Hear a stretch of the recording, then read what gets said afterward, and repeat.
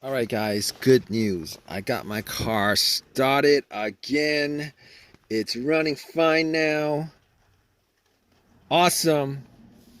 All right, let me tell you guys what happened, all right? So basically, yesterday I was parked at a Wendy's, right? Went in to get some uh, crispy chicken sandwiches, came out. I was like ready to go. Try to turn on my car. I not only parked it for like freaking, I don't know, like maybe like 10 minutes at most. I was like trying to get it started and it didn't start. It didn't start. I was like, what happened? What happened? It didn't start. It's like I got in, right? The remote worked. I got in. Everything else worked normally. Heard all the chimes, the rings, and everything. And radio blasted. Well, not blasted, but the radio was on. Low motor was blowing. The dash, everything worked. And I was like, oh man, it's not starting. It's not cranking. What's happening? I heard nothing except for a click. Didn't hear anything but a click. So it started worrying me. I was like, oh, okay. I was inside for 10 minutes. I left it, turned it off. Left it for 10 minutes, and now it's not cranking. I was like, possibly. Let me try it a couple of times. Try to turn it on a couple of times. Try to turn it on 10 times. Every single time, click, click, click, and it just would not turn on like it did last time. I'm like, what the hell, man? It didn't turn on like last time. Because this isn't the first situation that this happened, because I had at least a couple of situations over the last couple months where I wasn't able to get it to crank. Same scenario. Everything worked except it wouldn't turn over. I'm like, it wouldn't turn over. But every single one of those times, the last couple of times, after like maybe like 5, 6 different tries, I was able to get the car started. I was like, probably some battery issue. I'm not sure, but it turned over. I'm not going to investigate it too much, right? So I was like, it turned, once it turned over, and then it worked good for maybe a couple of weeks, and then it did it again, and then was able to turn on. I'm like, oh, okay. But this time, stuck in a parking lot, nothing. I was like, oh, okay, nothing. So here's what I did. I turned on the headlights, went out, checked the headlights to see how bright they were, because if they were dim, I might assume that it's the battery. They weren't dim, they were super bright. They were super bright. I was like, okay, I don't think it's the battery, because if it was battery, I would at least hear like a little bit of a crank, a slow crank, soft crank, something like that. I just wouldn't turn over. I was like, okay, I'm going to do what I did last time. I opened up the hood, and I was like, I'm going to wiggle a little bit, wiggle the wires, wiggle the terminals a little bit, which I did. I wiggled the terminals, and it didn't work this time. Unfortunately, it didn't work this time.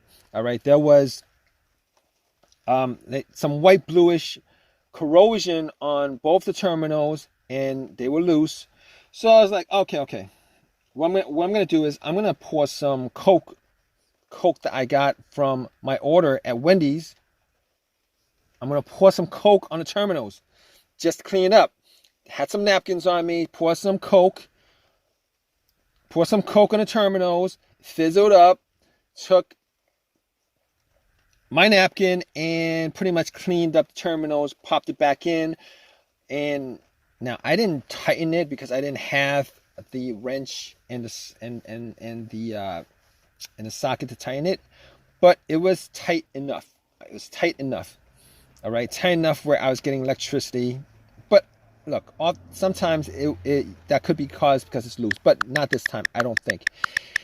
Anyway, try to turn it on, and still had the same situation. All right, no deal on that. So I was asking a couple cars. There's this one guy who was okay with giving me a jump, put the cables on and try to turn on, and still nothing. Waited 2 minutes with the cables on, turn on, nothing. So I knew it wasn't the terminal that was the problem. So at that point I was like, all right, thanks, man. Appreciate it. Appreciate the help. I am now, I can now determine that it's probably not the battery. A. I can determine that it's probably not the alternator. B. Chances are, if it was the alternator, the car would have jumped, it would have turned over, it would have worked. But once the cables were taken off the terminal, it would have died out because the alternator wouldn't be charging the battery. Not the situation here. Not the situation here.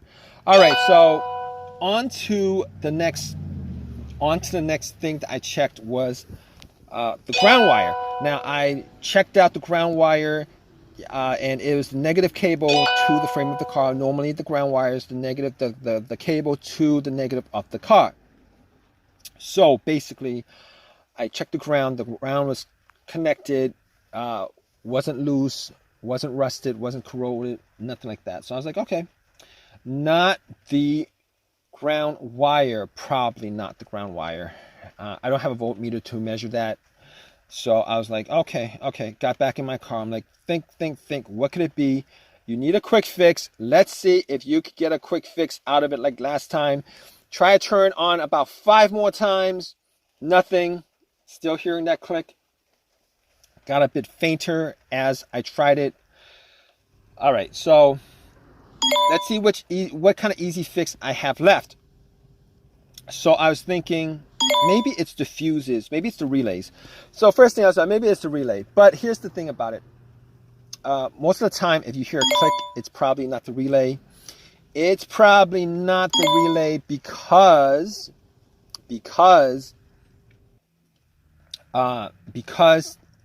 if you hear a click, that means the relay is working. It's actually relaying electricity from the battery to the relay to the alternator.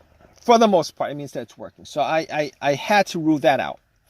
Still my car, still thinking, and I think maybe it's the fuses. Now I don't have a fuse. I didn't have a fuse tester on me, so I was like thinking to myself, if it was the fuses, like I've only had a couple instances where a fuse would cause my car not to start and not crank.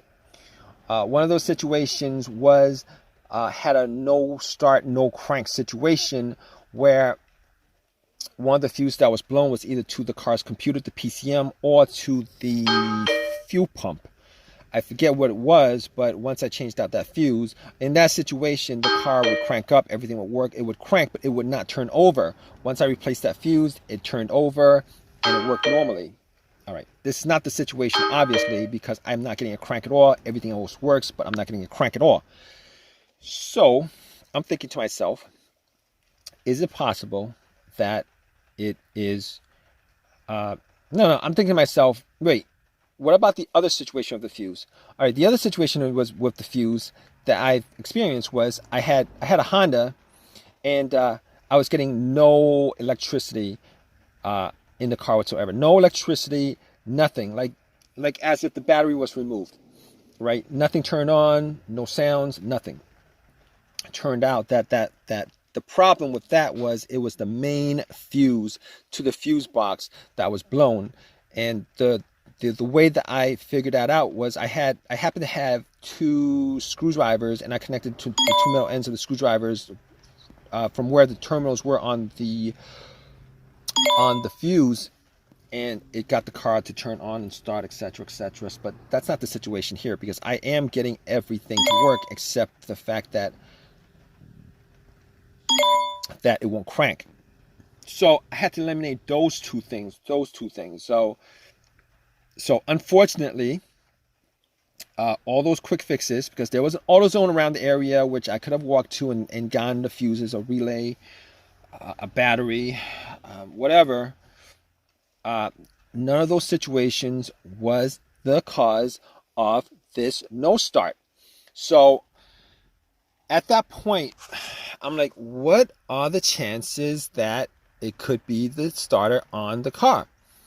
Because here's the thing. I've had these situations before where the starter went out, and I was thinking to myself, scratching my head, because the starter was changed out about a year ago. I've only put in about like 9,000 miles in the car.